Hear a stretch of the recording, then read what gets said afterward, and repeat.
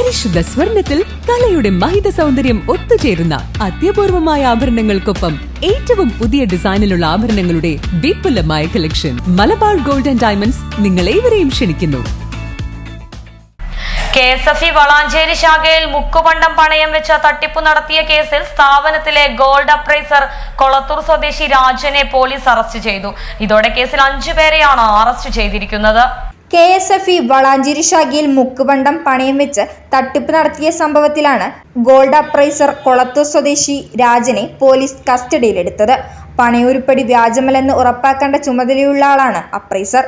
തിരുവേഗപ്പുറ വിളത്തൂർ സ്വദേശികളായ പപ്പടത്തൊടി അബ്ദുൽ നിഷാദ്, കാവുംപുറത്ത് മുഹമ്മദ് ഷെരീഫ്, പനങ്ങാട്ടുതൊടി റഷീദ് അലി, പാറത്തോട്ടത്തിൽ മുഹമ്മദ് അഷ്റഫ് എന്നിവരാണ് കേസിലെ മറ്റു പ്രതികൾ.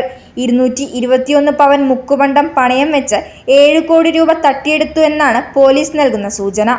കഴിഞ്ഞ വർഷം ഒക്ടോബർ 28 മുതൽ ജനുവരി 18 വരെയുള്ള കാലയളവിൽ 10 അക്കൗണ്ടുകളിലായി 221 പവൻ മുക്കുപണ്ടമാണ് സ്വർണമെന്ന വ്യാജേന പണയം വെച്ചത്.